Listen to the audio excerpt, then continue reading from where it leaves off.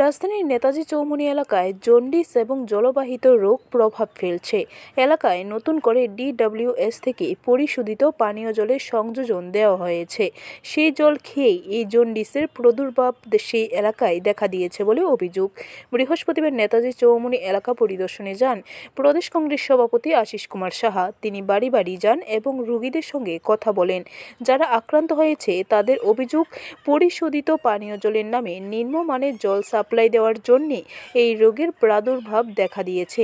তিনি বলেন, বর্ষায় নোংরা জল পরিশোধিত জলের সঙ্গে মিশে বাড়ি বাড়ি যাওয়ার ফলে এই রোগের প্রাদুর্ভাব।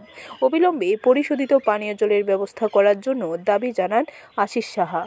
তাদের সঙ্গে কথা বলে যা বুঝতে পারলাম যে বেশ কিছুদিন ধরেই তাদের এই রোগে তাদেরকে আক্রমণ করেছে।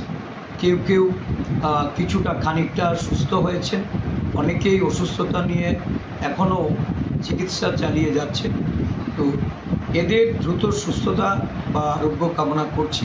সাথে সাথে আমি DWS-এর যে ঊর্ধ্বতন কর্তৃপক্ষ তাদের সঙ্গে কথা বলে অবিলম্বে এই অঞ্চলে এই যে ওয়াটার সাপ্লাইয়ের যে ড্রিঙ্কিং ওয়াটার এটা সাপ্লাই হচ্ছে, এইটাকে কিভাবে পরিশ্রুত করা যায় এবং এতে পরিকাঠামোগত যে ত্রুটি, এই ত্রুটিগুলি সারাইয়ের জন্য আমি তাদের সঙ্গে কথা বলব।